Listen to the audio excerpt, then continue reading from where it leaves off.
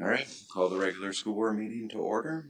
All members are present, excluding Danny Olmsted and Aaron Knudsen.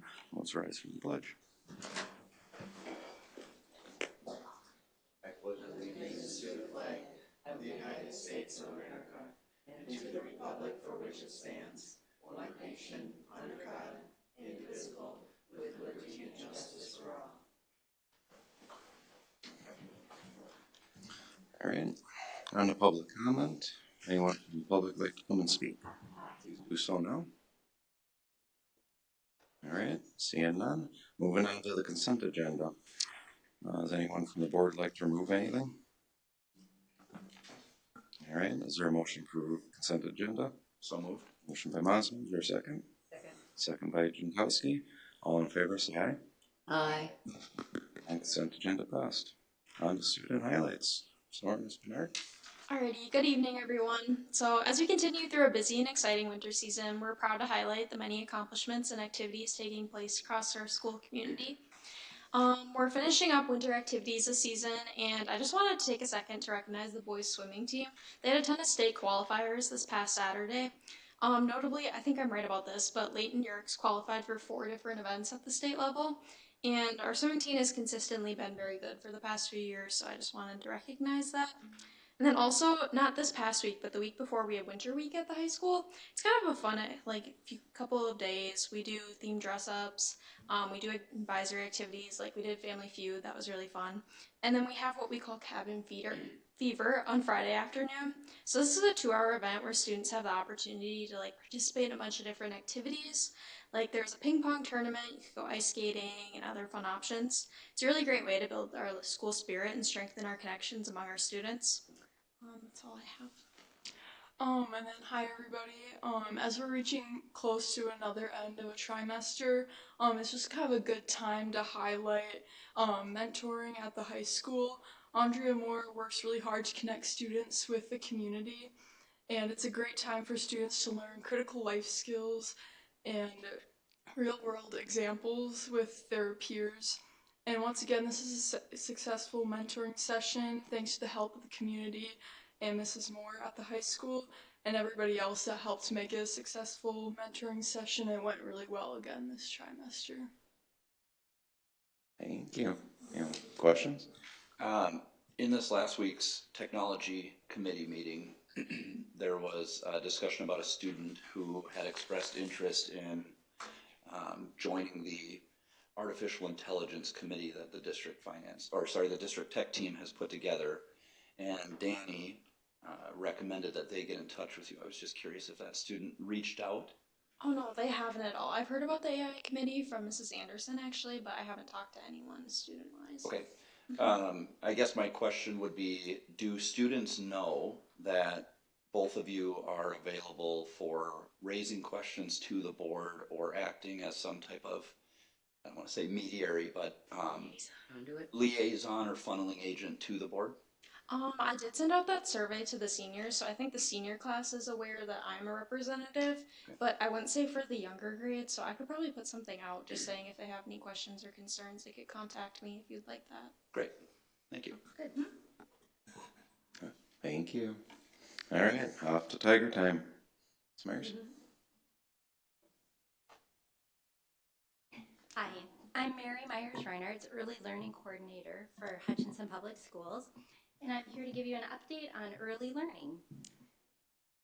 So the programs that I coordinate are ECFE, or Early Childhood Family Education, Early Childhood Screening, Play and Learn Preschool, and just mid-year this year we took on voluntary pre-kindergarten. So I'll give you updates on each.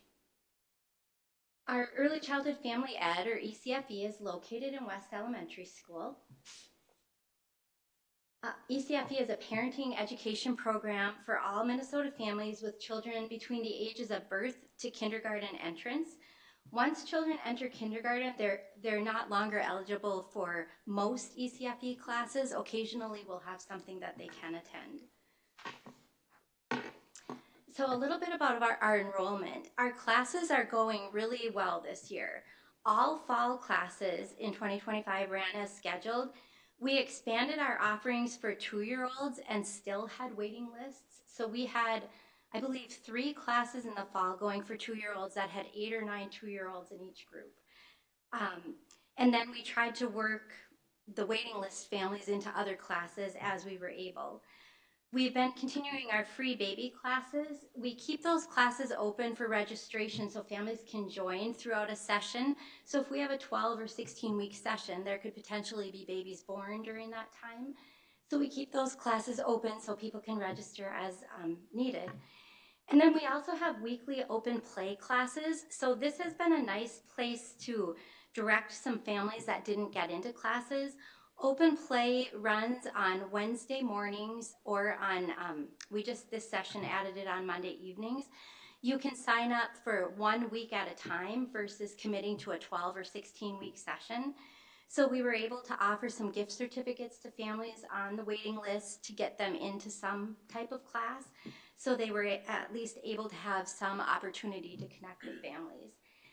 And then our winter spring classes just started in January. It's a 16-week session, and sadly we started with our big Jammin' in Your Jammies event, and it got canceled due to that really bad cold snap. There were a lot of disappointed kids and parents. But other than that, all ECFE classes ran as scheduled. We did add that evening open play session this session, and it hasn't really gone as well as I thought it would.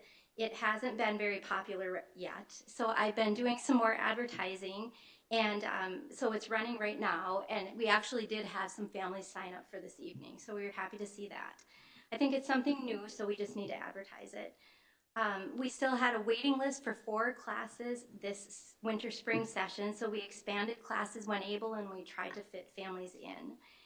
And then we're going to try a new event for the Week of the Young Child in April and do a book exchange with families. And then our fees this year, for the first time in a little while, we raised our ECFE class fees to $7 per week. It's up from $6.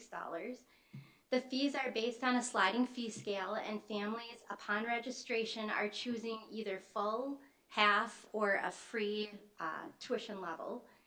And that's been received very well, and it has been working. Free classes are still running for babies, so they can sign up for a busy babies class, or maybe they sign up for another class that has babies in the age range. They would get that class for free. And then we had a class sponsored by Hutchinson Health, and it's called Parental Wellness and Balance. It's a class more for, the draw was to get parents excited about signing up, and they work through a lot of wellness topics and kind of balance in the household. So that's been popular. It ran in the fall, and it's currently running again this winter spring. It's an 8-week free class. And then our Early Learning Advisory Council, I always like to put in a plug for them. It's a group of really great parents, and they're from parents of our ECFE students or our Plan Learn preschool. They offer guidance and support on program ideas, decisions. They help with fundraising, special events, and they give input on program offerings. We meet 1 time per month on the first Tuesday of the month. And then we'll move into early childhood screening. Screening is in full swing right now. Screening is a quick, free check to identify possible health or developmental concerns. Children are eligible for a screening appointment beginning at age 3. Screening by a school district is required for entrance into a Minnesota public school. If kids were screened in another school district, we can request their records and they'll transfer to Hutchinson, and that still counts as having a screening done before kindergarten entrance. Screening doesn't diagnose, but it promotes healthy growth and development. And there's 3 purposes to a screening appointment: to promote that healthy development, to identify children who may need further evaluation, and to connect families to resources in the community. Parents register for an appointment by using an online sign-up Genius, and they sign up for an appointment, and it lasts about 60 minutes. So postcards are mailed to parents as their children turn 2 years, 10 months to invite them to register for an appointment. We like to see them when they're 3, but again, we will screen up to kindergarten entrance. So in 2024-25, Hutch screened about 172 children, And having all children screened by kindergarten entry is our early learning, comprehensive achievement, and civic readiness goal. So we pay a lot of attention to this and work really hard to get those kiddos screened. Any questions so far? How many students do you screen do not continue on to Hutch Public Schools? That's different every year. I don't have those exact numbers in front of me right now. I know we keep a running list, but they might not, it's hard to break it down exactly because some of them maybe are waiting a year to go, and then that kind of skews exactly, they might go somewhere else after that, but I could look into that and get back to you. So we do screen kids can come from other districts and be screened by Hutch, okay. And then we can forward those records on. So just depending on where families live and plans change, so we do our best to get them screened and then pass records on or request records as needed. Anyone else? Okay, and then Play and Learn Preschool. Play and Learn Preschool is our school district's school readiness preschool. It's a public preschool program for children ages 3 and 4, and the purpose of the program is to prepare children to enter kindergarten.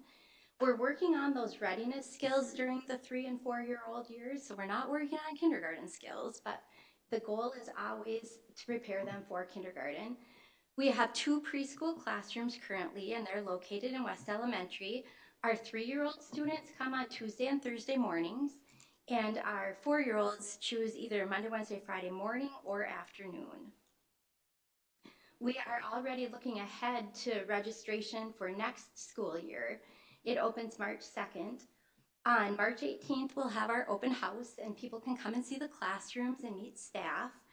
Current families began the registration process on March 2nd, and it goes through March 24th. They can register their current student or a younger sibling, and then new family registration opens up on March 18th, that day of the open house, and it's open to the rest of the community. If needed, we hold a lottery. We often get more students requesting classes than we have room for them. It might be that we have so many 4-year-olds that want to get in that we run a lottery, but maybe we don't need to run it for 3-year-olds. It just all depends on how many people register. And families then are notified on or before April 20th by email if they received a spot and if they received their first choice, second choice, etc. And then here's a little flyer that we've been using to advertise for that open house. And then the last area I wanted to talk about was that voluntary pre-kindergarten.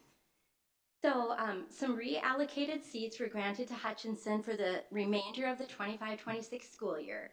Our original application was for fiscal years 26 to 29, and we weren't awarded any seats. We had asked for 13 seats, and we didn't get any. On December 12th, the Department of Children, Youth, and Families reached out to us about 10 reallocated seats, and we needed to notify them by December 19th if we wanted the seats. So we worked really fast, and we decided as a district team that we would accept those seats. And then we needed to create an eligibility criteria to find out who would be eligible for those seats. So we made a criteria grid, and we were able to place our current students on that grid to see if they were eligible. There was a set of criteria set out by the state, and then we had to match up kiddos. So we worked through that December break to contact families. We were able to shift some of our Pathway 2 early learning scholarships that were awarded to 4-year-olds down to 3-year-olds, and then we could assign VPK dollars to the 4-year-olds. And we offered VPK to 16 students, and 12 accepted. It was kind of short notice, so currently it had been offered to 12 students. The program must run at least 350 hours this school year, and with the timing of when we started, I believe it was January 12th, ours will run 379.5 hours, so we're getting right in there. Kids will attend on their normal Monday, Wednesday, Friday morning or afternoon, and then they also come on Tuesday, Thursday from 11:15 to 3:15. And there's 2 general ed preschool teachers and 1 para that staff the VPK room. On the longer day that they're here, kids receive a free school lunch, and the program is completely free to students. And teachers are already reporting student gains from having that extra time in the classroom. So that is kind of a summary of all those early learning programs, and I'm happy to answer any questions. Thank you. It was a great presentation. The voluntary preschool, can you just share a little bit about what that eligibility chart looked like? What kind of students were we trying to make sure we're getting the extra time? Absolutely. So for VPK, this is one of the reasons that there were a lot of reallocated seats. It used to be eligible to children who were 3 or 4 by September 1st. They changed that criteria this year, so children had to be 4 by September 1st. And then once enrolled, they have to complete an early childhood screening appointment within 90 days. So some of the criteria would include a child qualifies for educational benefits, the child falls under income guidelines designated at 47% of state median income. It could be that the child's in foster care, kinship care, or child protective services. They may have experienced homelessness in the past 24 months, has a parent who is incarcerated, has a parent who is a seasonal or migrant worker, is an English language learner, is American Indian, is identified through health and developmental screening with potential risk factors that may influence learning, is defined at risk through the school district. What we used for the school district criteria is in preschool, the assessment tool we used is called Teaching Strategies Gold. So our current students had already gone through a cycle of Teaching Strategies Gold. So I went through that, and if anybody was not progressing to meet standards, then that earned a point on that grid.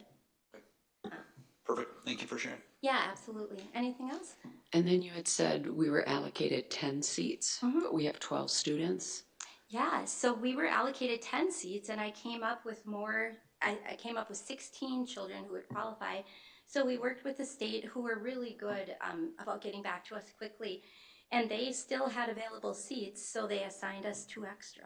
Wonderful, thank you. Yeah. Great job. Yeah. On the rolling back, you said you do a lottery, or not every year, or So, can you expand more? Like, yeah. is there a space issue or personnel issue, or what's Yeah. the limiting factor of not taking? So space and staff. So we have 2 preschool classrooms, and we run 6 sections of preschool. And so we'll have families that apply or register for preschool. And so we have room for 96 students. We could get more than that who want a spot. So then children's names go into a lottery. And if they got all of their registration materials in, paid their registration fee, then they're eligible to be in that lottery. Has this always been an issue? That we're short on space and? Yeah. Are you insinuating you want another school bond so that we have more classrooms for preschool, Garrett? Just asking clarifying questions. Sorry, I've got one more question, and if it was on there, I apologize that I missed it. For the students that are attending that voluntary preschool, are they eligible for transportation on those additional 2 days? Correct. Okay, and that didn't impact their other 3 days, No. it's just for those 2? Yeah, they may have already been busing on those other 3, and then they added 2 more. Okay. Yeah. Perfect, thank you. Yeah. Anything else? Just to make this clear too, we're getting really good funding for this. Mhm. More funding, like full funding for these kids. So paying for all the extra expenses and more, really. Yeah. Absolutely. For the voluntary pre-K part, Correct. yeah, absolutely. Yeah. Thank you. Yeah, thank you. All right, off to strategic planning. Ms.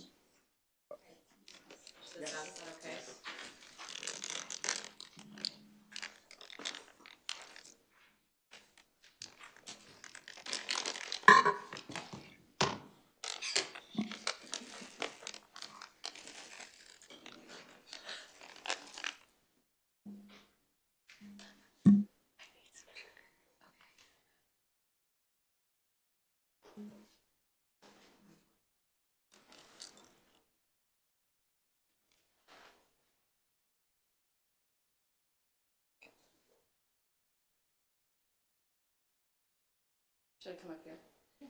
Yeah, use the microphone so they can hear us. Hey everyone, I'm Julie Babe. Thanks for having me tonight. I'm here just to give you an update on where we've been with strategic planning. We've accomplished a lot. We're probably, I would say, more than halfway, about 2/3 of the way through the process. So I'm just going to walk you through where we've been and give you a preview of what's coming up. So we've had a lot of sessions this fall and early winter. I'm going to just kind of cover the outcomes of those sessions and then, again, give you a preview of what to expect this spring and early summer.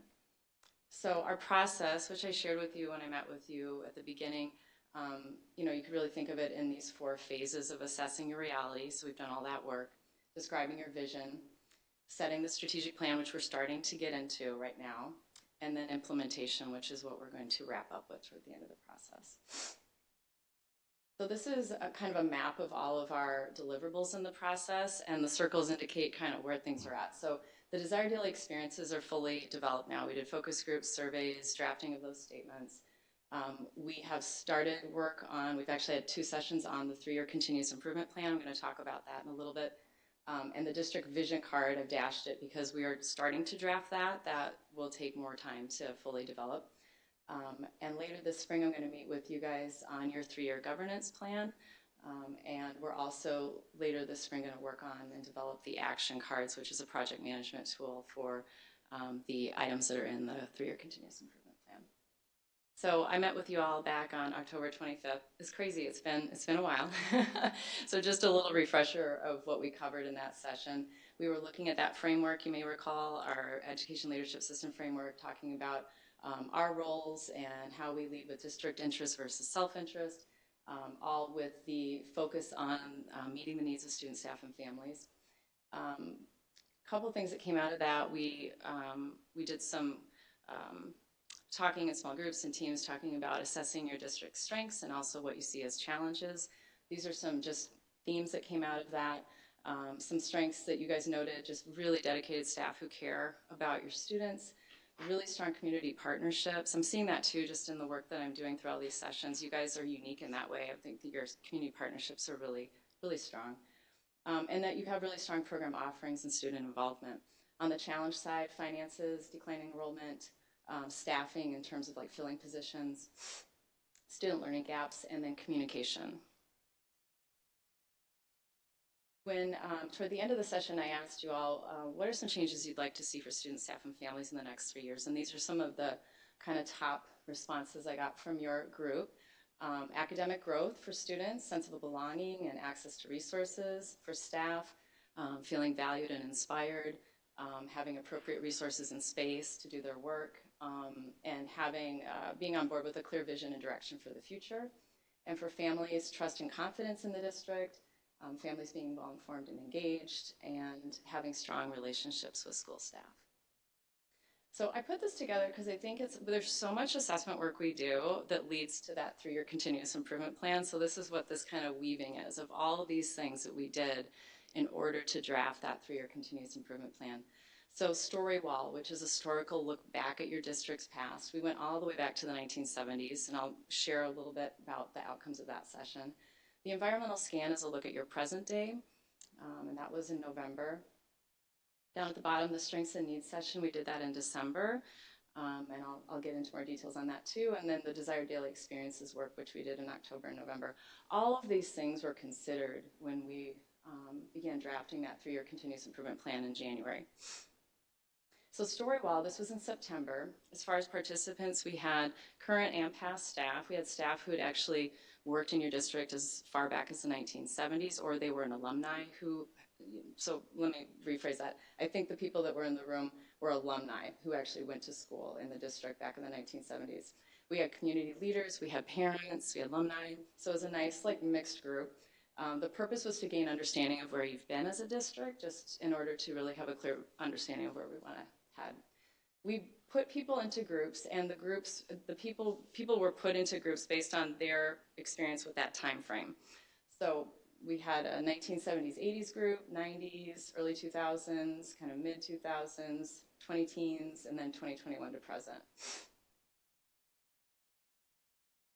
And in this was just really everyone interpreted differently. Their story wall like maps were different, but it was all showing what were the big events, what were the things that were pushing in on the district and the community at that time, what was influential, what was going on with curriculum, what was going on in the world, what was happening here in the community of Hutchinson.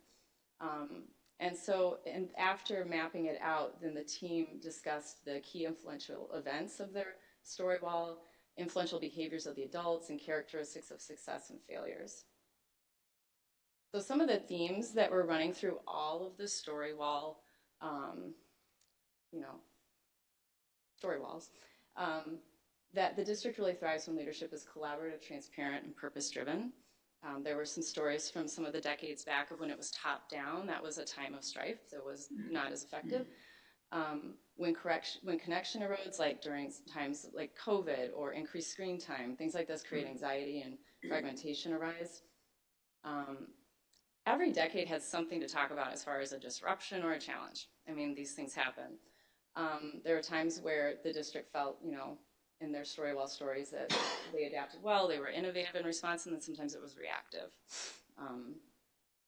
Definitely a theme of collaboration, that when it is strong, the district really advances and thrives. Also, when purpose is clear and shared, the culture aligns to that. When the focus shifts toward compliance and metrics without meaning and not understanding the why, that can impact morale when that's not understood. So now I'm going to tell you a little bit about the desired daily experiences and what this is all about, why it matters. It really helps anchor the district in a shared mission and real experiences. What do students, staff, and families want to experience on a daily basis? It promotes alignment among the adults in your organization, and it helps the district stay accountable to what matters most. A little bit about the process, just big picture. We started with focus groups, student, staff, and family focus groups in person. The strategic planning team looked over all of that input and themed it into about 9 statements per group. Those statements were then shared in a survey to validate and see if we were on track. So we shared that with all staff, all families, and students grades 6 and up. And then the statements were refined based on that survey input by the planning team. As far as participation, we had 2 staff groups, a total of 18 participants, 2 student groups. We had a total of 32 students participate, and then 2 parent groups, we had 15 participants. As far as staff and families, it was open to all grades, levels, roles. There was a variety of communications methods used to invite. Students were personally invited, so make sure there was a cross-section of different experiences, grades, level involvement, achievement levels, so it was a nice variety of kids. And during the focus groups, the questions are really simple. What is working right now? What do you appreciate about your current experience? And then what is not working for you? Describe the experience that you want to have but you're not currently having. So following, as I mentioned, the planning team reviewed all that raw input from the focus groups and themed the statements, came up with 9 statements that were first person, present tense. We put that into a survey, and these are the survey responses we got. 215 staff, 322 family members, and 868 students. The questions in the survey were simply just these 4. Overall, do these descriptions reflect the kind of experience you want to have as a student, staff, or family member in the district? Now, please rate each statement below. How much do you agree that it describes the kind of experience you want to have? Rank the statements in order. Which one is most important to you, etc. And then the big one, is there anything missing? So open-ended comment to ask, did we miss anything here? Describe something about your ideal school experience or work experience that isn't listed above. So the planning team went through all of that and refined the statements. I'm not going to read through all of these, but I do want to highlight that in the November 19th session report we will share with you guys, all of these are in there. But you'll see they're all first person present tense. I'll read a couple of them for families. My child's teachers truly know and care for my child and partner with me to support their academic and emotional growth. Our schools are safe and secure places where my child feels valued, included, and respected. For staff, I experience trusting relationships, open communication, and collaboration among employees, students, and families in the community. I have a visible, accessible leader who listens with openness, advocates for staff needs, and works with me to solve problems and take action. So this all came directly from the focus groups, as I mentioned, validated through the surveys. And then for, let's see, students, my teachers know me, listen to me, and help me grow. I experience lessons that are clear, creative, engaging, and relevant. My voice is valued and my contributions are recognized. I have quality and healthy food options at school. So these are things that were the biggest themes coming out of those focus groups and again through the surveys. The environmental scan, this took place in November, and this included the same group who participated in Storywell. So it was a mix of the planning team and community members, some alumni, parents, former staff members. And we were looking at your district's present day as far as like culture, structures, systems. In order to inform the strategic plan, we really wanted to do that scan of what's happening present day. And what I had the group do is identify initiative system structures and behaviors that are fully established, like embedded with fidelity. This is our standard work here. Things that are ebbing, these things are starting to fall away. They don't have as much influence anymore. We also talked about edge, like this is on the edge. We're hearing about this in other districts, and this is something we should consider, think about, and things that are emerging. And that category is more like, we're starting to pilot this, we're looking at this already, we're doing a little research on that, it's on our radar, it's just not embedded with fidelity. And so the groups worked, we had the top group, I think we had like the edge and emerging group and the established and ebbing group. Anyway, we're seeing the two groups as they're kind of unpacking and going through everything. And I described these different categories that they looked at. The strengths and needs session, this was the planning team and the building leadership teams and district department leaders and staff. So we brought in operations folks, buildings and grounds, food service, HR. So we wanted to, include all of the operational folks plus the buildings. And this did have a survey prior to the session. So this was like in late November, early December. And we're asking, specific to your role, your site, your department, what are the strengths and the needs of your school, of your department? Do you have the resources and support you need to do your job well? And then there were questions more detailed specific to the role. So teachers were asked about PLCs and paras were asked, so it kind of branched based on the role. Another thing we did in that session on December 10th, we did a speed sharing round where we took all of the department folks, so food service, operations, special education or student support services. They were kind of in like a speed dating setup. And then the building staff, so the principals, teachers from the buildings, just rotated around in like 3 to 4 minutes, literally said from their perspective, this is what's working well in terms of your department, and this is what could be improved from our perspective, from building, A, B, C. So it was just a rapid fire, but it was a really nice exchange, and just to sit and talk and be able to, and the department folks just listened, took notes. And it's, we don't have those opportunities very often, right? And just to have that time to just share. I heard a lot of good feedback. People appreciated that part of the session. So with all of that assessment work I've described, then we started digging into drafting the 3-year continuous improvement plan on January 7th and February 11th. So that was the strategic planning team. So we were assessing the outcomes of all of those sessions I just described to you and the desired daily experiences, considering gaps in those areas and looking at what the district is already doing in terms of implementation work. So looking at that as well. And we sorted all of what we identified into categories of work. And I'm just going to touch on this real briefly, but we looked at things that I would call what we call learning work. So it's like research and development work. There's a gap here. This is not something we're working on or doing right now, but it definitely came up as a theme and something we need to look into. Then there's implementation work. Change readiness and change management just describes who owns the work at the district level or at the building or department level. And then standard work. This is what we're already doing, but we identified in the process, this is standard work that needs improvement. We've been doing, XYZ for 15 years, but it needs a lift. It maybe needs some PD or support. It's not something we're doing with fidelity, and it's something we need to look at. So through that process, we generated these big Post-it notes by type of work, referencing all of the reports and the outcomes from all of our sessions.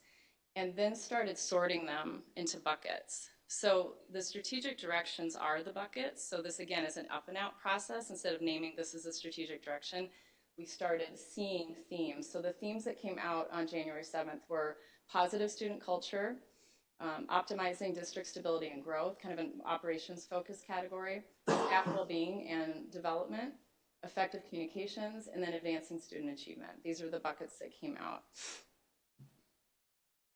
We're currently at the February session, we created draft statements for these strategic directions. They're still in progress, but Dan, Becky, Mike, and I are meeting to finalize those. But these are the categories.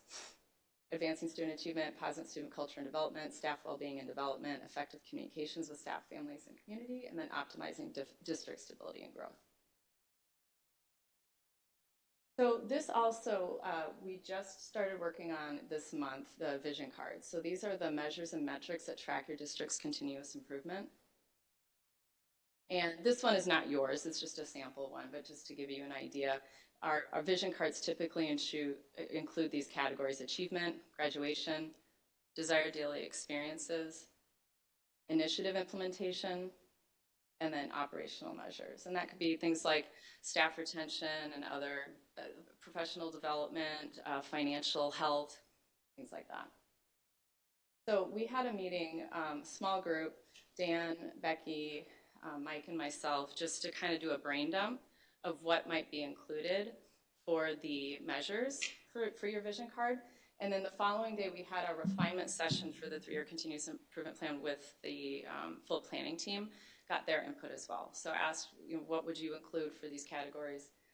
So we did a deep dive. This is just a screenshot of another district's vision card for the desired daily experiences, but just to highlight the fact that we recommend measuring these on an annual basis. So looking at those desired daily experiences you saw at the beginning of the presentation, asking level of agreement, how much do you agree with these statements? And then it gives us some good data points, like you see in this district. A 5 is vision, that's a top score, and a 1 is the lowest score. But you can kind of at a glance see, oh, okay, we're kind of, progressing here up with our families, kind of in the middle here with staff, what's going on with students. So just as a way to, as the district is updating their 3-year plan every year, to be looking at these DDE statements to look at gaps and opportunities to meet those needs. This is just a sample, but what's coming up with the board is developing your strategic roadmap. So we're going to draft your mission, your vision, your core values. The strategic directions come from the planning team, so you would review those and adopt them as a part of your roadmap for the district. And a lot of our clients do like to include the desired daily experiences, at least, as part of the, when they talk about their strategic plan on their website, they'll include the DDE statements. But the top part is really what the roadmap is: mission, vision, core values, and strategic directions. So that's coming up this spring. We do a draft session, and then we do a survey to the community to get their feedback on it. And then we look at that feedback and refine the roadmap based on that feedback. So this is what's coming up, just finalizing your 3-year plan, developing those action cards. We're going to be together this spring to develop your 3-year governance plan, and then finalizing that vision card. So just some dates that are coming up here. I'll be with you guys on April 13th for the draft of the roadmap, and again on May 11th to finalize it. The vision card, I'll say, is definitely a process. I mean, with all my experience, you don't get it done in a couple of meetings. It is, especially the achievement section, there's a lot to do there, and usually I partner really closely with the Director of Teaching and Learning to get that all together, pull the data, but I would expect that that'll be ongoing work through the summer just to finalize it. So thank you. Any questions? That was a lot. Thank you. You're welcome. I know I'm still digesting it also. How's the board doing? You guys? I think we're in digest mode. Digest mode, no problem. I know that, as far as for a deeper dive, there's session reports after each session, which just gets into more detail about the outcomes. But I'm really looking forward to working with you all this spring on the roadmap, and appreciate your time tonight. Thank you. We'll see you very soon. Or do you have a question? No, I just wanted to extend our thanks because I know we've changed this schedule Oh, yeah. quite a bit. So thanks for being flexible and making tonight work for us. Oh, for sure. For sure. No problem. Thank you. Thank you, guys. Thank you.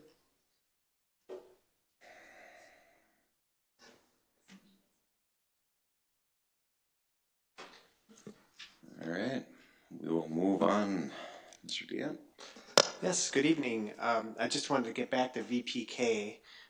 Every year we fill out the app, well, now it'll be every 3 or 4 years, right? Every 4, but for a long, long time it was every year you filled it out and you probably weren't going to get any seats, but you filled it out just in case because you never know. And all of a sudden this year, we filled it out and those seats became available. And only because we did fill it out, we were able to offer these kids that need this extra help. So I just want to thank Mary and Bailey. Every year do this and get it in. And we always said it, you never know when it might happen, and it did. So just wanted to recognize that. And just to talk about next year with it, there's no guarantee for next year. It's reallocated seats, but because they aren't doing 3-year-olds, we do have a okay chance to maybe get some more, right? We're hoping, but it is per year, so we'll see. Also, I was able to finish the mentoring with our freshmen with Tiger Path. We did our speed round, which is the third one that we do. So mentoring this year was in trimester 1 and trimester 2, and there is no mentoring in 3 because they got it all done already. So that was great. The students report back that they really like the program, gives them an opportunity to connect with adults in various careers.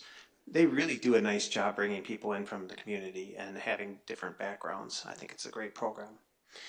I'm also doing all-day visits. I went to the high school already on 213, and as they said, I was able to see cabin fever, and there were people in the commons quickly trying to put their puzzles together because they were in a contest to see who could put the most together the quickest in the time that they had. So that was kind of fun to see that. I'll be visiting this Wednesday, Tiger Elementary, and then this Friday at West and Park on 319 and the middle school on 325. So I'm looking forward to getting into the schools and being part of that. I want to thank the calendar committee. I know the calendar is on the agenda later. I want to thank the calendar committee for getting together. There's like 18 of them that'll come together and volunteer their time to look at what a calendar could look like for the next year. So thank you to all of those people. I also want to let you know that there is a question about whether we could even look at the year after and even see if there's, because it aligns very much to another calendar we had in the past. There wouldn't be a whole lot of adjustments, so we're taking that into C. But for now, we have the calendar in front of you for just the 27-28 school year. And the Achievement and Integration Program, you might remember that we were partnering with Glencoe Silver Lake. They will no longer qualify next year, so we are looking to partner with Luster Prairie and Howard Lake, Waverly, Winstead. So I will be getting that application together and bringing it to you guys for recommended approval in March. So I'm working on that, and also my team will be meeting with Superior Transportation on March 6th, and we have decided that it would be great to meet ahead of time to talk about the next year. Things that we're seeing that could be improved, things going well that could be improved for the following year. And we're going to meet on March 6th, which is a non-school day, and sit down and talk about how we can continue to make the transportation for our students the best possible. Budget meetings are continuing with the administration for the 26-27 preliminary budget, and everybody is working hard to identify reductions. I'm sure Becky will talk about this too. It is getting harder to make the reductions. We've made quite a few in the last 8 years, so we're working hard for that, and of course the goal is always to have the budget ready for June. And the Minnesota legislature began their 2026 session. And Tina, if you want to move the slides ahead a little, I just had a few slides there that came from MREA, if you're familiar with that. And these are the key dates that they gave us today. Of course, February 17th it started, and we'll get another budget forecast on February 27th, which will help the state to know where they're sitting. And then sometimes governor will release another supplemental budget. It's not a finance year. Sometimes they won't. It depends on the year. and then they take a break, and we get into policy bill deadlines, Easter finance bill deadlines, and then by May 18th, the session needs to be over. So it's a very quick session compared to a finance year. And so that's that. And then just some other types of things that you might find interesting. As you know, the House is tied at 67-67. They've had a couple special elections along the ways, but we're back to tied again. And the same Speaker of the House will remain the Speaker of the House. The Senate DFL continues to have a 1-vote majority, 34-33. And then there's quite a few people that are retiring out of the legislature. So there'll be quite a few runoffs that'll end up happening for that. And then, as I said, the February budget forecasts and maybe his supplemental budget, we'll see where that takes us. Some of the things that they're working on for schools, defending the formula inflator. As you know, that we're kind of the legislature had passed a bill and signed by governor that will get between 2 and 3% based on the inflation. Right now it's going to be 2.69 for next year, but keeping that so that there's a guarantee, some kind of increase. Otherwise we can see 0-0, and that really hurts schools along the way. So trying to keep that. Special education and access funding, there is that blue ribbon commission, if you remember, that is supposed to reduce $250 million for 27-28. And if they can't find the 250 million, then the cross subsidy of school districts is going to go up. And so they're working on that right now, and we're hoping not to lose any other kind of funding in its place. Otherwise, it's just going to be a shift for us. If we lose ATSIS funding, that's not good for us either. So we're going to have to wait and see what they come up with.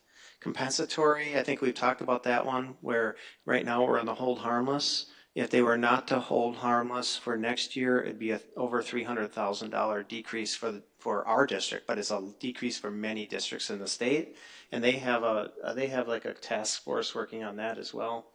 Levy fairness, just looking at the different parts of the states and how the funding works. Safe schools, and then constitutional amendment to improve the permanent school trust fund distributions. There's quite a bit of land up north where we get some money from that, and they're trying to continue to increase those paybacks to schools. That might have been, is that all? Yep. Okay, and then just a little bit of a negotiation update.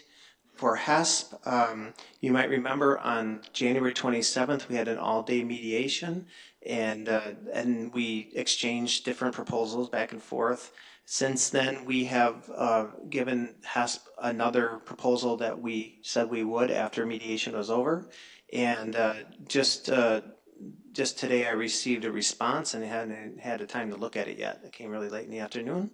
And so we do have a response back from them, but our next mediation is going to be on March 12th during spring break, and we'll see where that one takes us for them. And then for Local 284, unfortunately, their local steward hasn't been unable to meet, and he just contacted me today, and we're trying to set up a meeting now. It's been since before Christmas since we've been able to meet.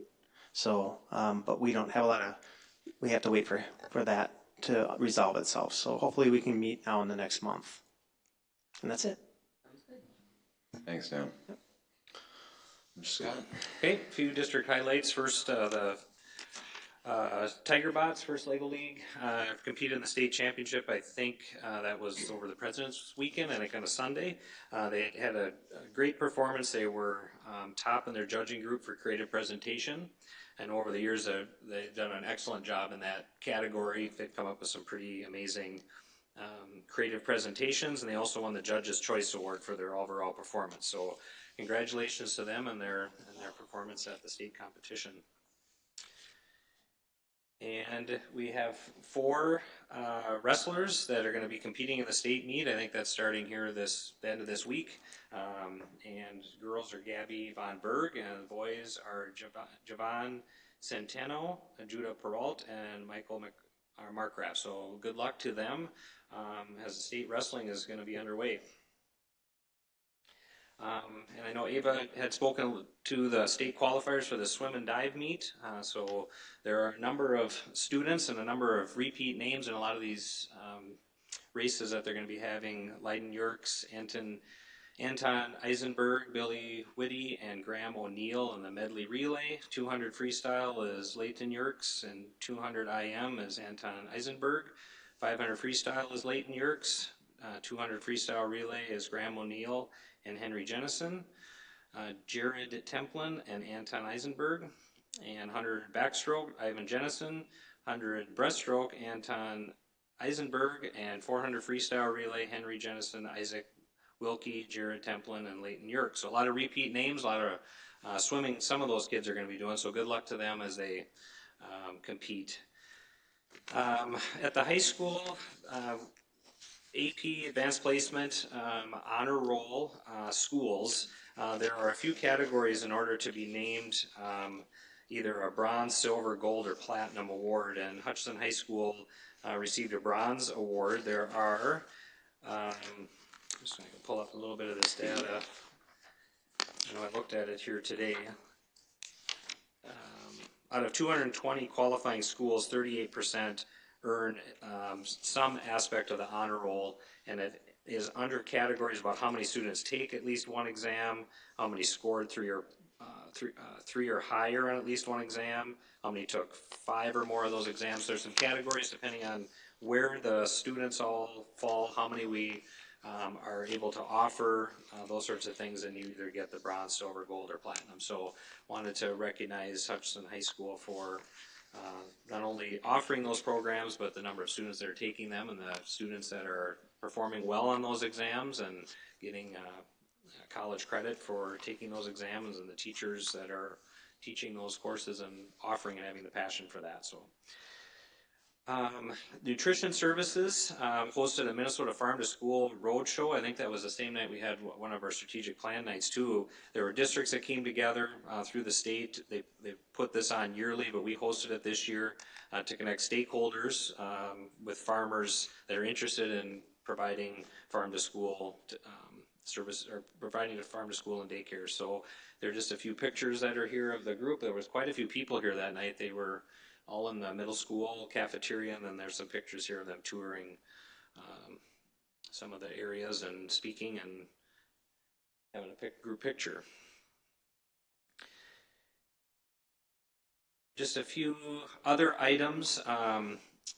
I was elected to a second 3-year term this past week for that, being on the IJ Birch Foundation. It's a great organization. I'm proud to be part of that. I'm seeing a lot of philanthropy outreach, a lot of community that does submit applications. So we meet 4 times a year, and so I'm going to be serving on that for another term.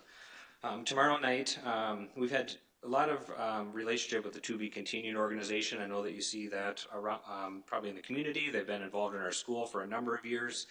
So Tammy Dean reached out to me and asked if I would be potentially be a part of their board of directors. So tomorrow night I'll go to that meeting and potential member to be part of their organization and the board of directors. So I'm proud to be part of that. I'm honored to be asked, and I'm thankful for their opportunity, or the opportunities they provide our community and our school district.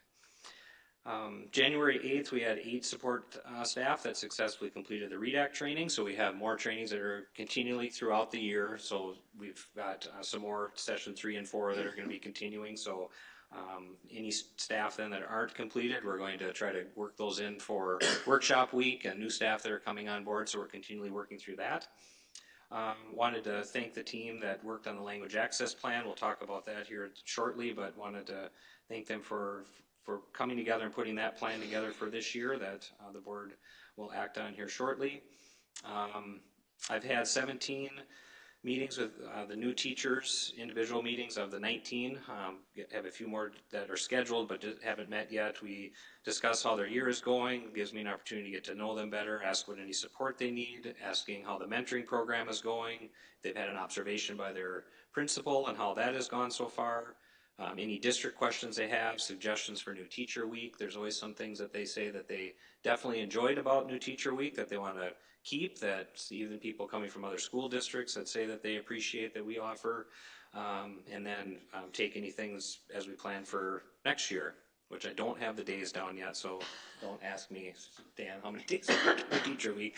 That's just a running joke that we have about when new teacher week starts. But everything's been very positive, and they're very appreciative of their mentor, their colleagues, their administrators, the support that they've been provided this year. Another piece about Read Act, we're doing what's called CAPTI Read Basics in grades 4 through 12. Some families received a letter about that. If students in grades 4 through 12 are not reading at grade level yet, this is another aspect of the Read Act that we do need to offer, or we're supposed to test. They can opt out if they'd like, but it does narrow down a little bit more about where some of those areas are that students need support in. So that's been going on in grades 4 through 12. Our ADSYS mid-year report was completed, so we met as a ADSYS team, K-12. We're supposed to submit a district report that goes over everything from do you know what your goals are, how are you doing on your goals, how many students are in, do you have the things set up that you said that you would, and then we report that back to the state. And finally, thank you, Julie, for coming tonight. That was a very good presentation. When we went back to think about the strategic plan, really highlighting what we're doing, the what, where, why, and how. So I've been really excited to see where that is going, and give us direction on what we want to do, and can we get there, and how we can do it. So thank you. Thank you. Ms. Paul? Good evening. There's a few updates on the operational side. We're working to support all of the things that Mr. Diet and Dr. Scott mentioned. In addition to planning the budget for next year to have that adopted by July 1, we're also working on a revised budget, which we hope to bring forward at the March regular meeting.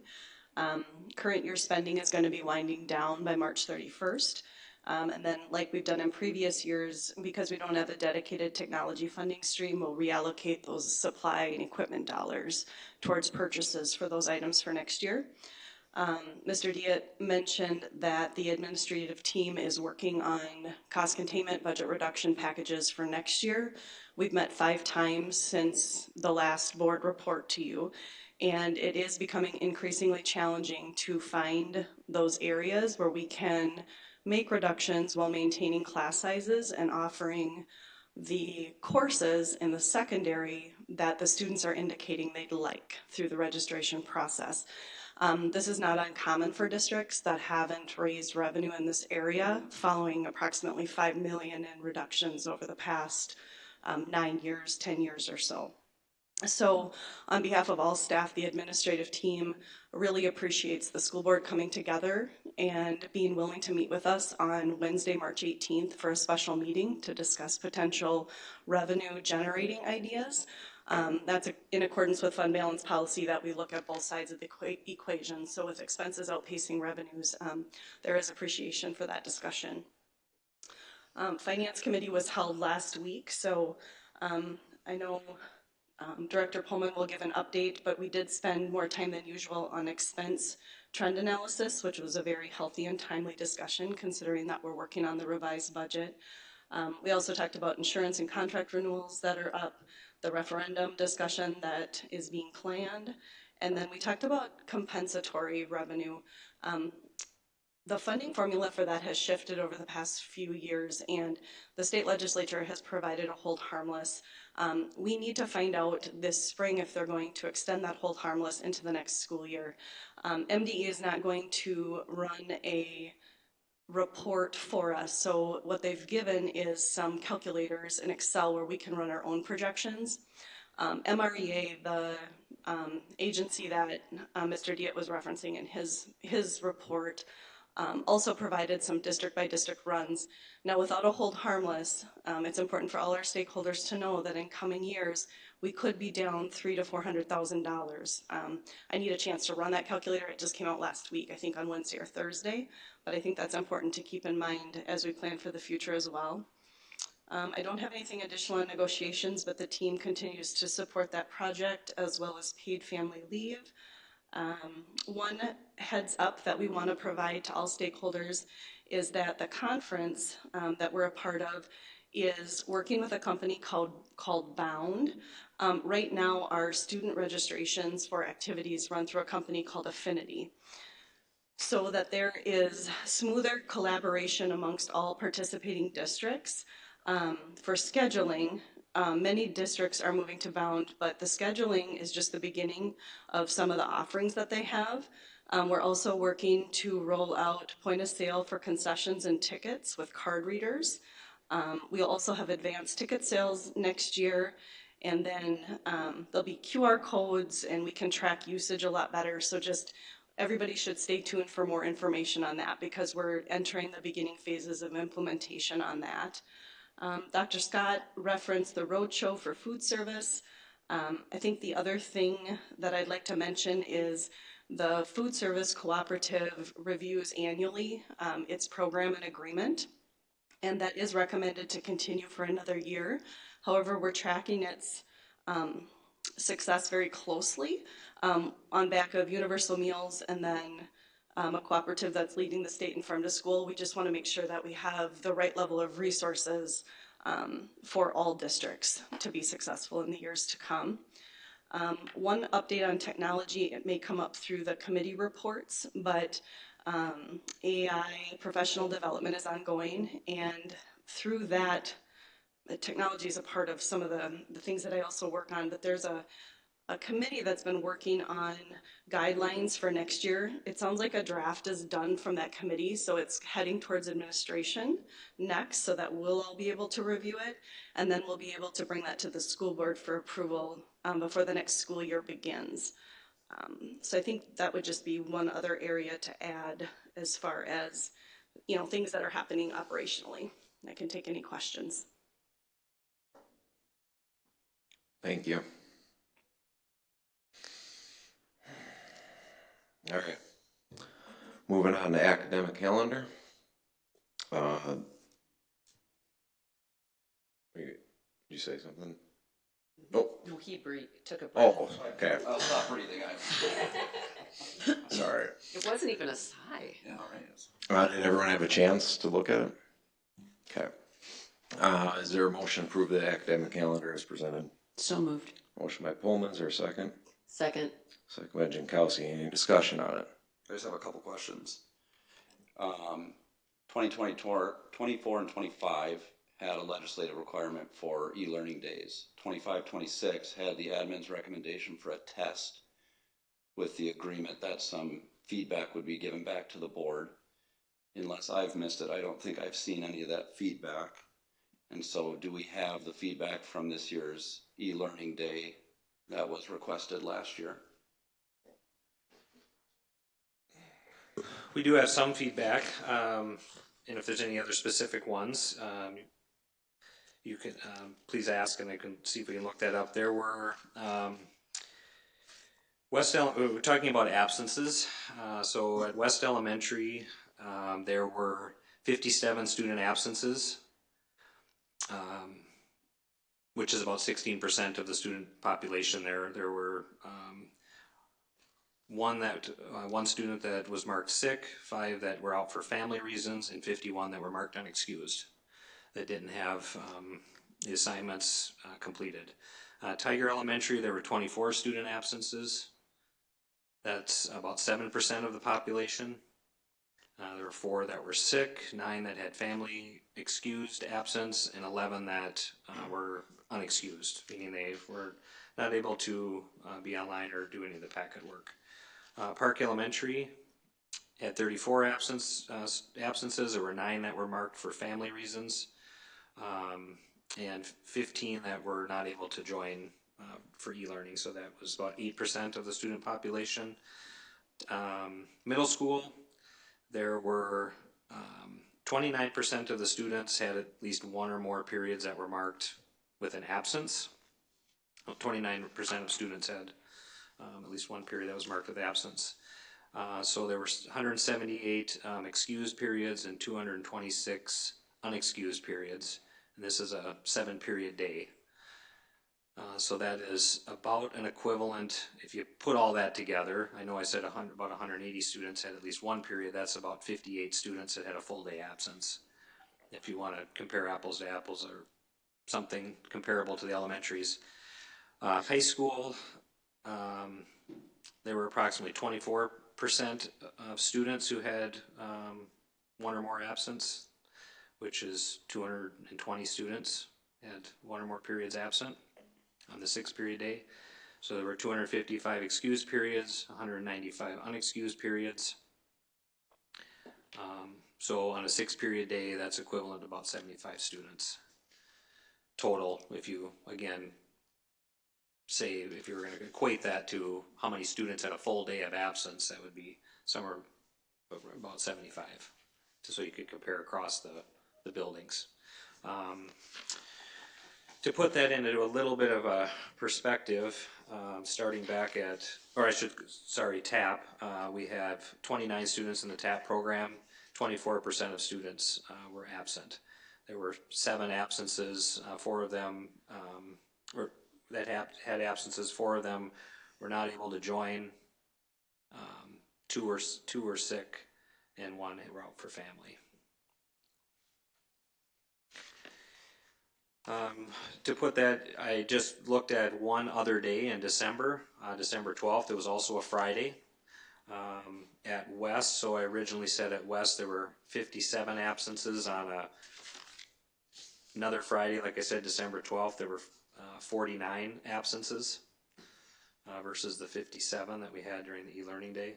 Tiger, there were 39 absences in December versus the 24 that were in on the e-learning day. Park had 36 on the December day versus the 34 that were at Park, or that were on the e-learning day at Park. The middle school, there were 369 excused periods and 59 unexcused periods. Versus that was on December 12th versus 178 excused periods and 226 unexcused periods on the e-learning day. And then the high school, there were 402 excused periods on December 12th and 105 unexcused. Again, that was in comparison to 255 excused periods and 195 unexcused on the e-learning day. In regard to staff absences, on the e-learning day, we had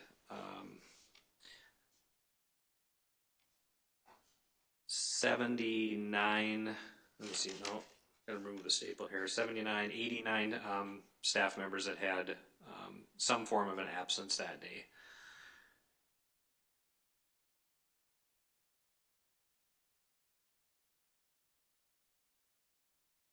I can have a little bit more, there were,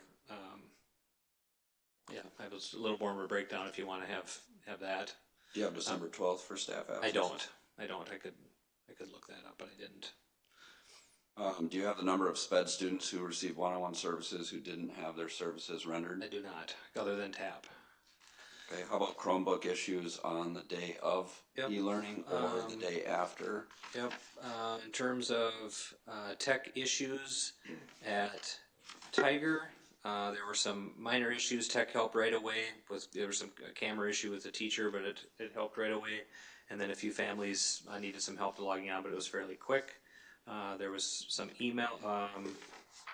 Wes said there were about 85 emails that needed to be sent for some tech support, but things were happening very quickly. Chromebooks were returned. I think there were, at West, there were all but 2 that were returned on the next day, but then all of them got back the remainder of the week because those students were not there the next day.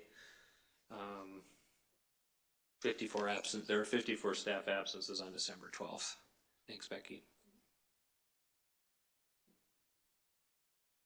This was also kind of a unique e-learning day because the cold weather was known way in advance. So I was able to alert the day before that we are going to send these home, and they all got sent home, paras and students that we had them for. Whereas sometimes you don't know until too late, but they had plenty of warning that this was potentially coming. So in the 25-26 calendar, I believe 6 of 6 board members were not in favor of e-learning due to unforeseen circumstances. That changed. And so how did the calendar committee come to the conclusion that 26-27 should have e-learning without consult to the board first? Well, the board was there, 2 members were there.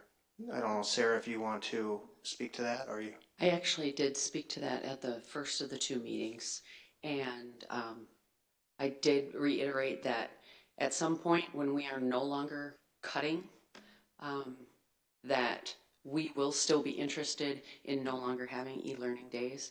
But at this point,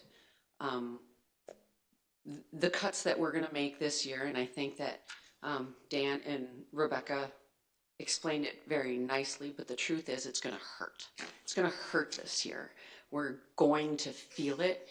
And at this point, the idea that we are going to spend the extra money, which I think is valuable and you think is valuable, is too hard to stomach when we're already making cuts that will hit programs and hit class sizes in a way that is going to be detrimental to our students. So I informed them that once we are done with the cuts, it is going to be the want of the board that we no longer have e-learning days, but until then, we should probably continue what's going on. So Becky, when's the last year that we did not have any reductions? I will need to think back. I think the only year that we tabled reductions was in the spring of 2020 when we were planning for the 2021 school year. In all other years, there was some form of reduction. I should clarify that as the ESSER, the pandemic relief funds rolled off, there were reductions those years, but some of that was masked as those funds rolled off and or were transitioned into state grants.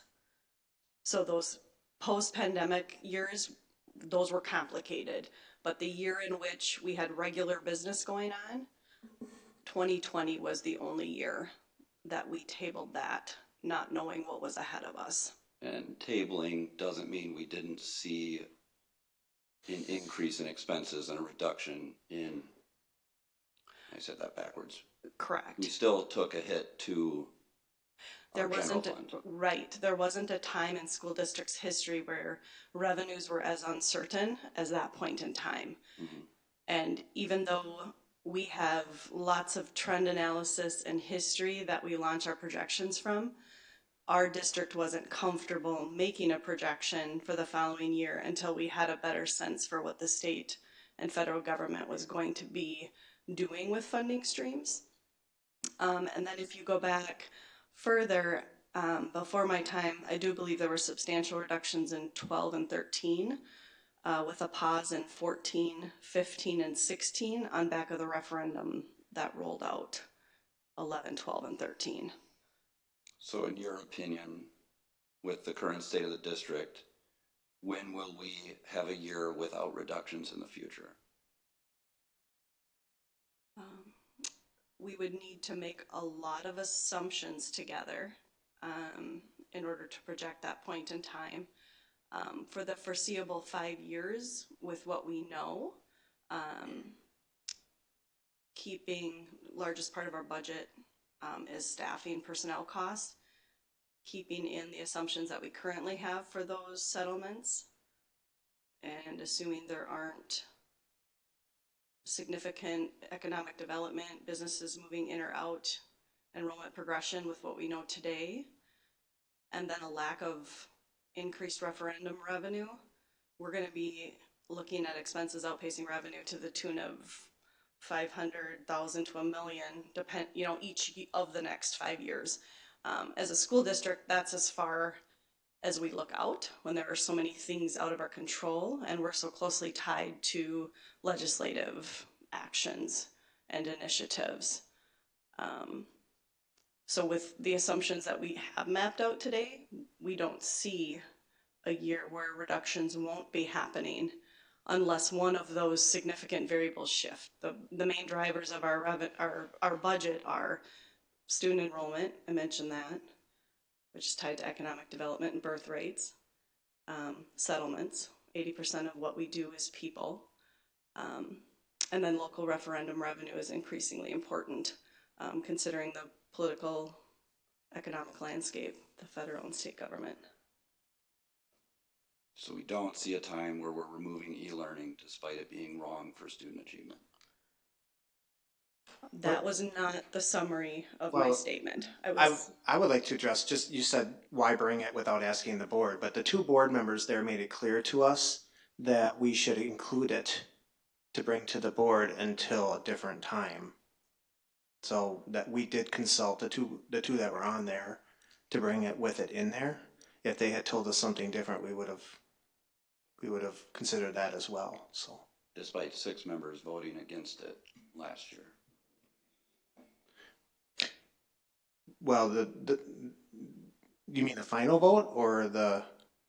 No, when we took the Yes. recommendation of the admin team to remove it from the calendar due to its impact on student achievement. Yeah, I think one of the factors that changed in that and what the budget piece that we're talking about is when the ESST clarification came that on a e-learning day when we call school off on our hourly, because of the legislation, can use an ESST day because their workplace closed.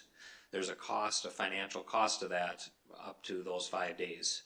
At what was calculated if everybody did that? I think it was about $275,000. $275,000 to pay for a day that is not a school day, and then is going to be made up later where people will be paid when students are present. I think. No, that was the total for the five days if everybody was able to do that. So I think that impact changed,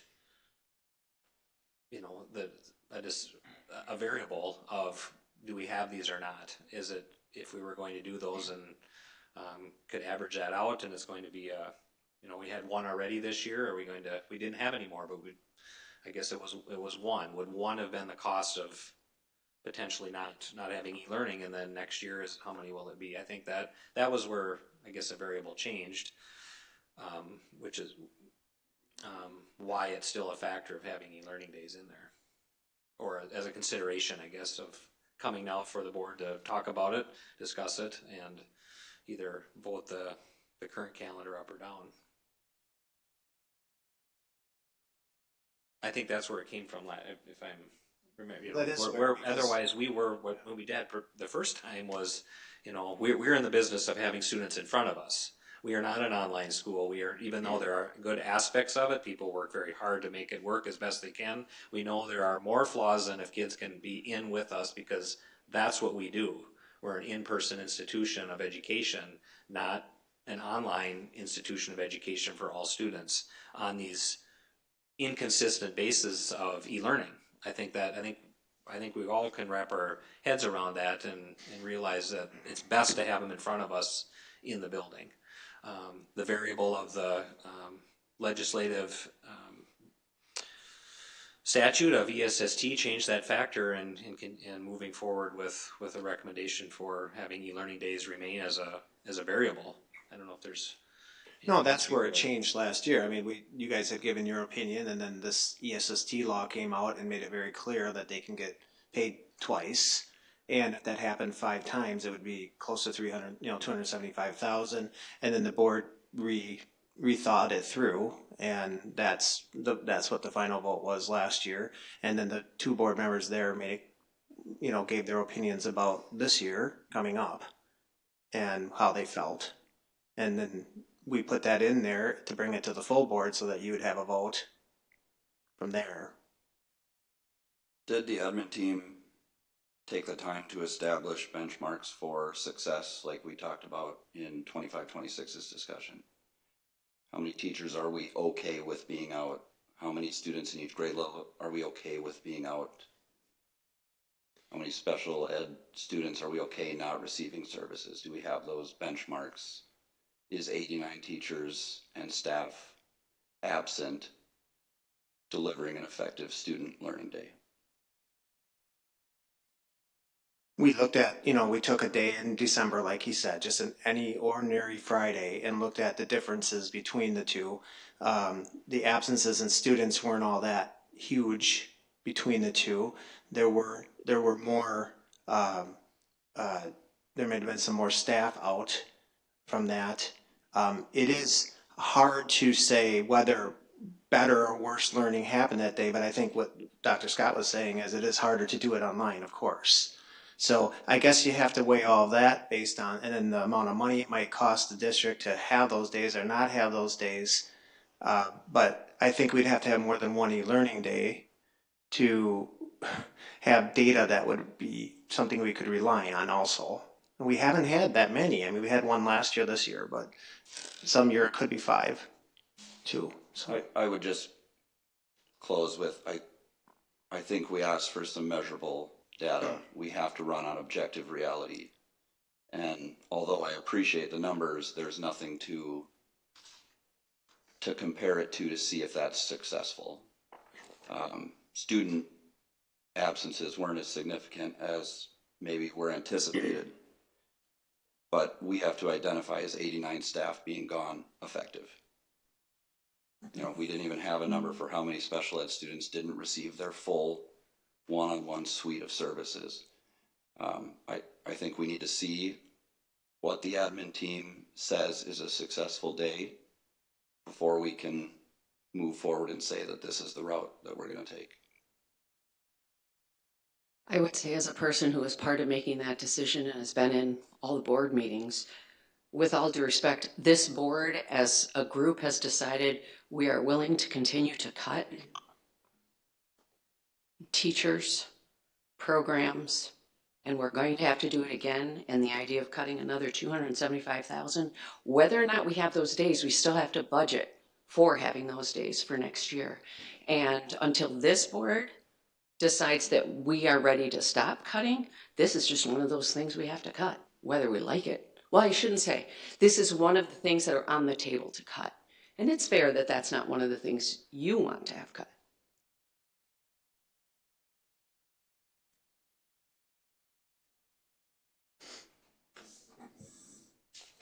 Anything more on that, you guys? I just have one thing.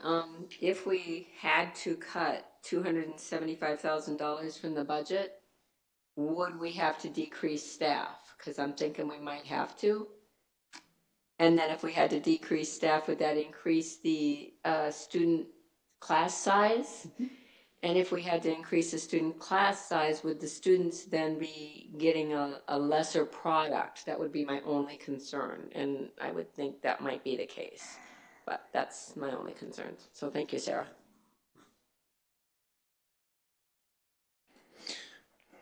This might be a question for history, guys. Referring to what Massimo was talking about, what Sarah's talking about, is the times where we didn't have e-learning, where we did just call school and we had to do a makeup day. I haven't thought through this as going back. I am not trying to criticize anything, but what were the effective times of making those days up? We're going back at least 6, 7 years. I really have forgotten when e-learning started. I didn't. 6 It years was probably. probably a couple of years before COVID, because we started, well, I remember, because my kids as high schoolers, and then it moved, I think, to junior high, I think the high school maybe, had already practiced e-learning days before COVID started, which is why, as a district, this may sound shocking, but we did handle it a little better than other districts during COVID because we had practiced it some at the high school level. Got it. And I bleed your frustration on a lot of things, Mike. I really do. And yes, remember acknowledging how are we doing year over year with this program? What are our benchmarks? When is it unacceptable? Yep, I'm there. I'm just trying to ask the next follow-up thing, the next calendar committee, and asking the staff is what is the value of even our makeup days? And that's, Dan, it's not a question today. It's more of just thinking out loud, is not challenging anything. It's just trying to figure out how do we accomplish what we're doing with what we need to get done. It's a great question. It depends on when you make the day up, I would say. If you're making it up in the middle of the year, great. If you're making it up at the end, the second week in June, probably not as great, just because it's getting towards the end, right? So if the calendar has days in it that you can have makeup days and do it, I don't want to say more meaningful, but more in the middle of the year, those days would be a little easier to say that they're better days than towards the end of the year when people are looking to get out of school and go do their things and stuff. So it's a good question though. Depends on. I think it depends on that. We would literally needing to be looking at, if we did not ever want to do e-learning day, we would have to essentially work in 5 days in trimester 2 somewhere. Correct. I had about 4 of them last year. When we had the draft calendar out, I had sort of had 4 of them in there. I don't know if I could come up with the 5th, but I think I put it at the end of June or at the end of the year, before this ESST thing kind of started. So I was trying to make that happen, and get as many days before May as possible. So it's not easy because you're taking less time off and there's less breaks and things like that. So that's my 2 cents. It depends on when you put the days in. Will determine how well everybody is in the right mindset. Right. It's more the mechanics going into the calendar next year already is how would you mechanically actually shove in 5 days that if you don't use them, what would you do? And this is, I don't want to discuss it at this second, but that's going to be I call it the volley back from the board to the district is how would you actually do it? How would you put it in? And if there's never a snow day, what do you do? You just not, and that's just, I think that's what we need to get to versus Now, how do you cut 250,000 out in the event? I want to go back to the committees because I hope these are the assumptions. We put 2 people on this now from the board instead of 1, right? Our assumption is this. We had a lot of these meetings, by the way, before e-learning ever took place this year. A lot of our meetings took place before that. Is that if we have 2 board members there and they're giving us their reaction, they're also going back to the other board members and reporting out. I don't know if that happened. I'm just saying this is what we think is happening. And so we are trying to include the board. By the time we get here tonight, our assumption is, unless we've heard something before from those 2, that we are moving forward with what's being presented. You still get to vote it up or down. That's our assumption of committee work. Makes sense. And Garrett, if I can speak to that last question you asked, when we were discussing what a possible calendar would look for 27, 28, where were we going to find those days? Could we build them into the year? We had talked about maybe starting school a week earlier or ending school a week later. Yep. There is some appetite for that from one side of the room. I was hearing a lot of people like, yeah, we like that idea, build in more breaks. Maybe we do in person, we add those back in throughout the year.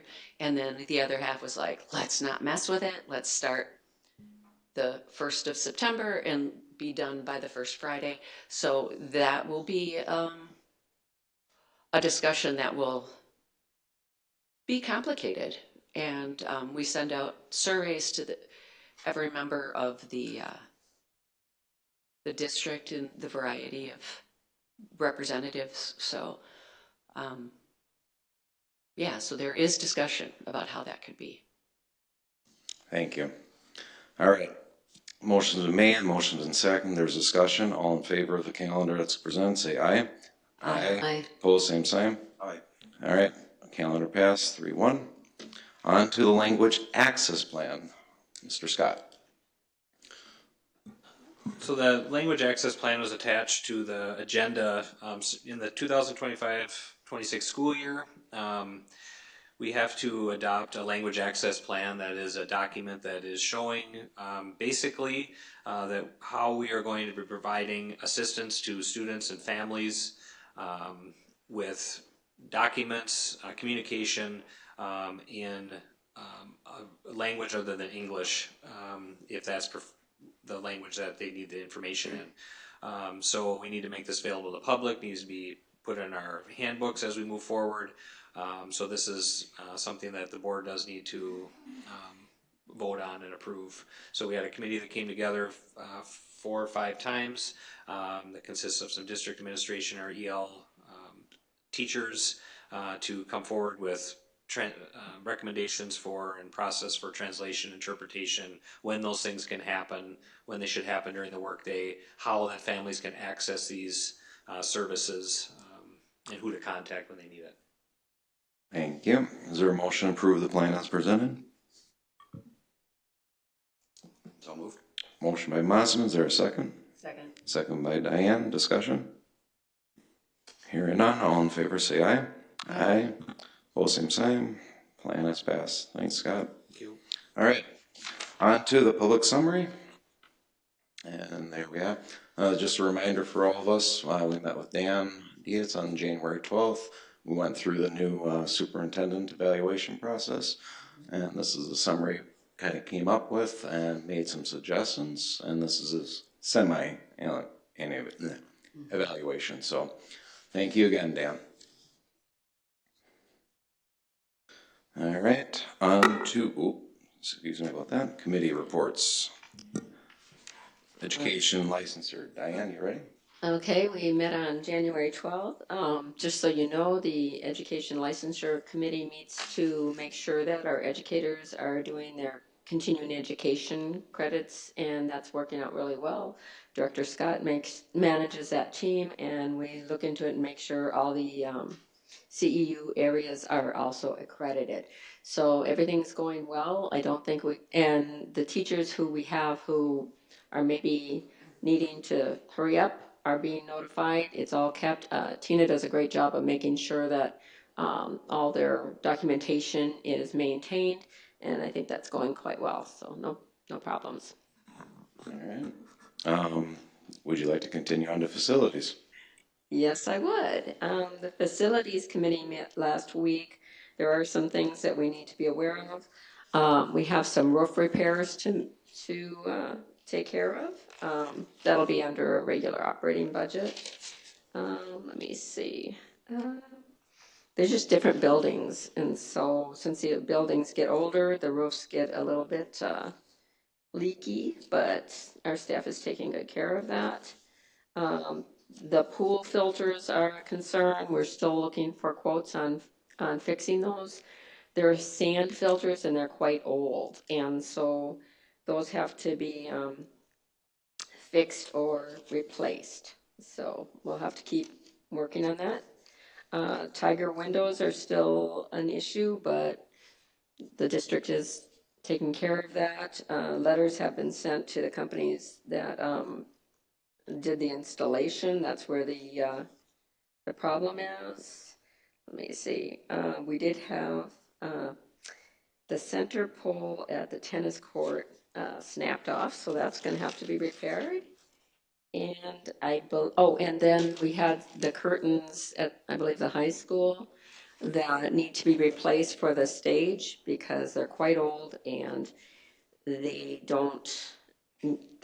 unsafe. So we have to replace those because they're a fire hazard. If they catch on fire, they're not going to be fire retardant anymore. So those are the things we have to work on. And that's it. Thank you.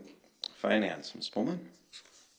Well, gosh, on the whole finance idea, I can't tell you that when we did the whole redo of the high school, that stage and everything there, that was not updated. So that has been there a long time. As far as finance, our revenue, we're at 53% of the budget for the year. It's slightly behind due to prior years because of the federal government timing for special ed and title revenue. But we're at the exact same 53% of the budget that we have spent, and that is on track for this time of the year. And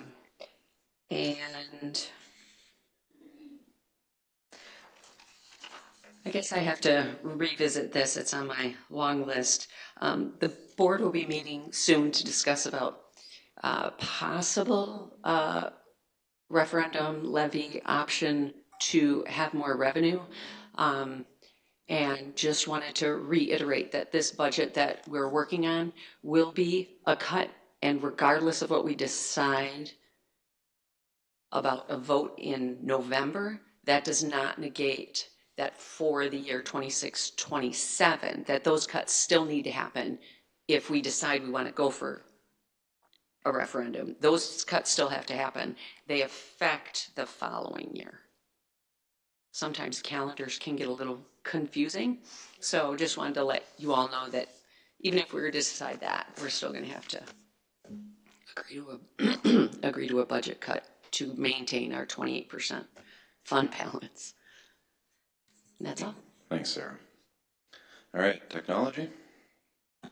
Technology met late last week. It was a fairly brief meeting. We did discuss InfoSec training participation, which is the training that the IT team sends out in hopes that we do some professional continuing education for our staff. They have seen some pretty steady declines in participation. Mid 30% of staff are participating. It was talked about, not in this meeting, but in our last meeting, perhaps getting a breakdown by building so that administrators can begin touching base with their staff and ensuring that it's a priority. And that brings me to my next topic, which is phishing simulation. The IT team sends out intentional phishing attempts. We do seem to perform pretty well, still not a number that the IT team is happy with, but we see about 8% of people click into those scams. Luckily, they're tests, but that, when you think about the grand scheme of things, is a pretty big risk for the district when 8% of staff are potentially putting some liability risk on the district. So just another thing that they're using in their wheelhouse to track how we're doing. A little bit of discussion happened about the AI work group. As of now, that work group is made up of primarily teachers, support professional, and the admin team. There has been an interest from the student body and some participation on their behalf, which is why we had our discussion earlier today about bringing that maybe to their student representatives. We did talk a little bit about replacements for hardware going into the next year, some subscription cost changes, and then communication tools that are being used around the district. But otherwise, just a productive conversation, and they're looking forward to their mid-year inventory for helping the finance team prioritize replacements going into next year. Yeah, and we are getting closer to looking at a tool to be able to text and call. Maybe you said that. Did you say that one? Yeah, a new communication tool. Yeah, that one. Yeah. Yep, which would, right now what we're seeing, and the most recent snow day is maybe not a great example because it was less sudden than some of our other snow days, but we see very few parents click into the email, find out that maybe buses are running late if there's a weather event. And so something like a rapid text program or even a call and a voicemail would be a really effective tool at getting urgent messages out to families. And so they're testing some options, hopefully coming up with a recommendation for the district. Okay, I have 3 things. 1, so they know if I'm clicking to read my email about Okay, so I'm part of the problem because I get 2, one as a parent and one as an employee. And so I will do better so you have a better rate. Also, I hear it from from everybody. So do I click on it? Yeah, but it's days later because I already knew it via Facebook or somebody around town. But I will do better so that number looks better. Second, point of clarification. When I get something that I'm pretty sure is spam, not spam, but clickbait, phishing, am I supposed to always forward that to Nick so he knows I recognize it, or just not click on it? It's a good question, and it depends on the platform that you're using. So mobile platforms aren't as effective at reporting phishing. So in that case, forwarding to Nick is probably your best option. If you're on a desktop or a computer, a laptop, there should be a phishing button. Oh. And if you click that, it reports it to the IT team, and you get a kudos for your catch if it's a test. Otherwise, it helps them eliminate it from the server so that other staff members who might receive it don't click into it. But avoid clicking into it. If it seems suspicious, forward it or select the phishing button. Oh, I need to select the phishing button because I like kudos. There you go. All right, and third, I don't know if the other board members do this InfoSec. It is hilarious. Have you done it yet? Are you asking me? You particularly? No, I have reported everything as spam or phishing. So I have, when you're, Mike, when you're asking for building, I would be more concerned about the board not participating. Sure. That stuff, I thought it was all Particularly scam. the board chair, but let me say, like, this is so funny. They have like a, I don't know, like a vampire and the tooth fairy that are all part of an office. It's funny enough, I've shown family members. So click on it. It's entertainment and it lasts like less than 5 minutes. Maybe we should, okay, I'm in our good. tiger time, Dr. Scott, show a video so that, and you don't even have to do the quick 5-minute test to see if you, it is hilarious. Maybe that's how we get staff to do it. Maybe on a staff development day. I mean, it's true entertainment, and I mean, we get the tiger tidbits that have great jokes from Tina that are lighthearted. But let me tell you, these InfoSecs, if we're paying money for it, we might as well have staff enjoy it, including our board chair. You guys, that was not supposed to be the highlight of our meeting, was the scam. Like, there was a lot of other material prior that was supposed to be more engaging, but that, okay. You have to bring some joy. All right, thank you. Upcoming board meetings, just so everyone is aware, we are not having a work session. It's over spring break, and there's just not as many people available for that one. And we'll be back here March 23rd. And March 18th We is did- not a Monday, is that correct? No, it's our finance meeting. Right. And we're going to end at 5:30 And move and into. move into a special meeting to talk about levies and referendums. Right. Yep, I just wanted to clarify that. I know that'll be a popular meeting. It was When? the easiest time to get everybody together at once. So. Wednesday, I think that is. Yeah. Yes. Okay. Hearing nothing else, is there a motion for adjournment? So moved. Motion by Pullman, second. Second. Second by Diane. All in favor, say aye. Aye. Meeting adjourned.